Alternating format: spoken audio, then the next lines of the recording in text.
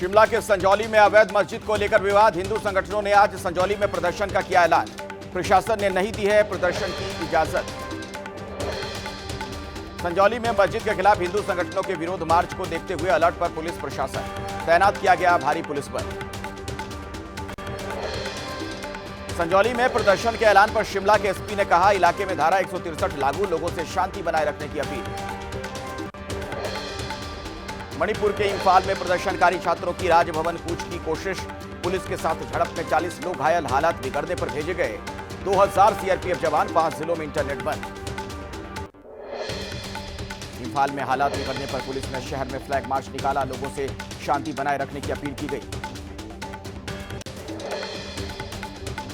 मेघालय के मुख्यमंत्री कॉर्नाड संगमा बोले, मणिपुर की स्थिति काफी खराब है, किसी राज्य की घटना का दूसरे राज्य पर असर पड़ता है, हम केंद्र सरकार से कर रहे हैं समाधान की बात। कोलकाता में आज भी जारी है डॉक्टरों का प्रदर्शन, ममता सरकार से सहमति न बनने पर काम पर लौटने को तैयार नहीं जूनियर डॉक्टर्स, स्वास्थ्य मुख्यालय के सामने धरना दे रहे हैं। प्रदर्शनकारी डॉक्टरों ने ठुकराया सरकार का बातचीत का प्रस्ताव, ईमेल के जरिए भेजे गए निमंत्रण की भाषा पर आपत्ति, ईमेल की भाषा को बताया अपमानजनक।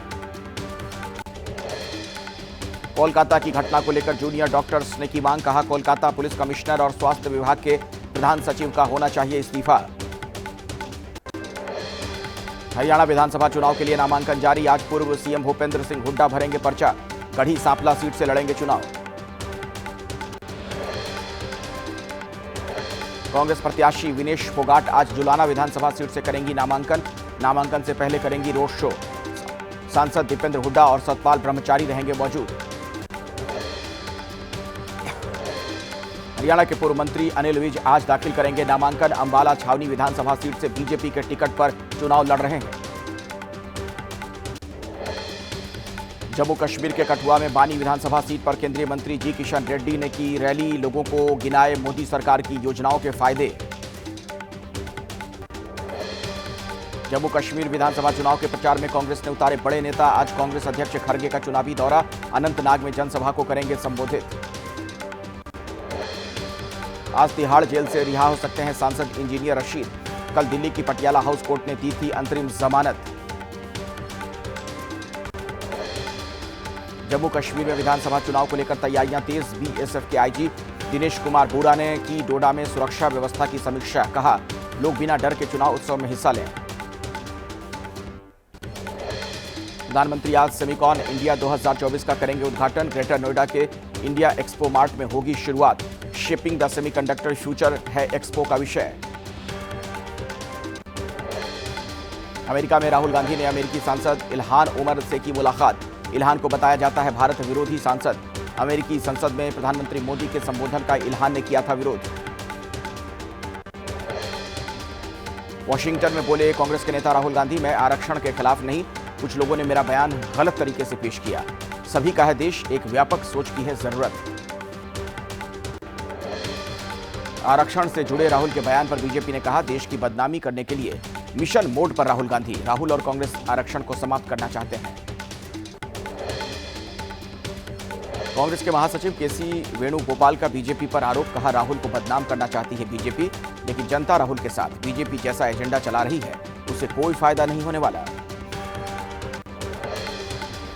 सिख समुदाय पर राहुल के बयान पर बोले बीजेपी के नेता अनुराग ठाकुर, महत्वपूर्ण पद पर होने के बाद भी गैर जिम्मेदाराना बयान दे रहे हैं राहुल, वो केवल देश को बदनाम करना चाहते हैं। शिरोमणि अकाली दल के नेता परमबंस सिंह बंटी ने कहा, यह सच है सिख समुदाय के साथ हो रहे हैं गलत काम, लेकिन बीजेपी भी इसमें शामिल है, राहुल का इस विषय पर बोलना पाखंड। राहुल के बयान को एसपी सांसद डिंपल यादव ने सच बताया, कहा सच बोलने वालों से होती है बीजेपी को तकलीफ, राहुल सच बोल रहे हैं तो बीजेपी परेशान। आरक्षण के मुद्दे के बाद राहुल गांधी का अमेरिका से मोदी सरकार पर हमला, कहा चीन ने भारतीय हिस्से पर कब्जा किया, करीब 4000 स्क्वायर किलोमीटर भारतीय जमीन पर चीन का कब्जा, पूछा मोदी इससे कैसे निपटेंगे। कांग्रेस के नेता हरीश रावत ने कहा, सारे अर्थशास्त्री कहते हैं कि सप्लाई चेन पर चीन का कब्जा, उसे चुनौती देने की बात कही तो क्या राहुल ने गलत कहा। महायुति में सीट बंटवारे पर बोले महाराष्ट्र के डिप्टी सीएम अजीत पवार, गठबंधन के सभी दल साथ बैठकर कर रहे हैं चर्चा। 228 सीट में अधिकतर पर चर्चा हो चुकी है। यूपी कांग्रेस के अध्यक्ष अजय राय ने राज्यपाल को लिखा पत्र, मंगेश यादव के एनकाउंटर को लेकर राज्यपाल से अपील, हाईकोर्ट की सिटिंग जज से न्यायिक जांच की मांग उठाई। उत्तराखंड के रुद्रप्रयाग में लैंडस्लाइड से दहशत में लोग, पहाड़ी से गिर रहे हैं बड़े बड़े पत्थर गिरने से पैदल मार्ग क्षतिग्रस्त। सुबह सुबह दिल्ली एनसीआर में हुई झमाझम बारिश, मौसम हुआ सुहाना। मौसम विभाग ने दिल्ली एनसीआर में 3 दिन के लिए येलो अलर्ट जारी किया है। राजस्थान के सिरोही में नदी पार करने के दौरान हादसा, 2 बाइक सवार सैलाब में बहे। स्थानीय लोगों ने रस्सी की मदद से दोनों को पानी से बाहर निकाला। सिरोही में बारिश के साथ मगरमच्छ की दहशत, रिहायशी इलाके में मिले मगरमच्छ से खौफजदा लोग।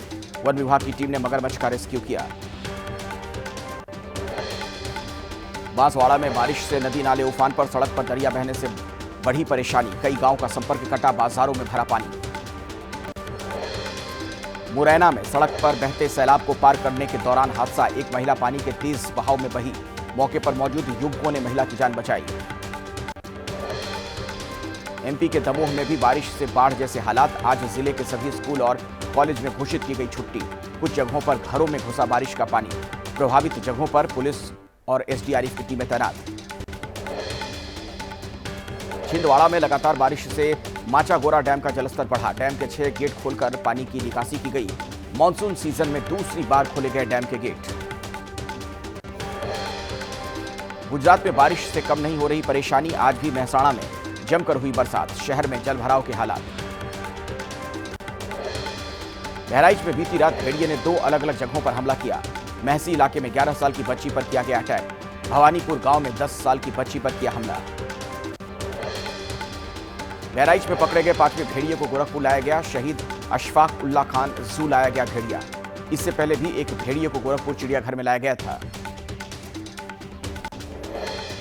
बहराइच में अभी भी एक भेड़िए की तलाश जारी है। वन विभाग की कई टीमें लगातार कर रही हैं गश्त, लोगों से फिलहाल सावधानी बरतने की सलाह।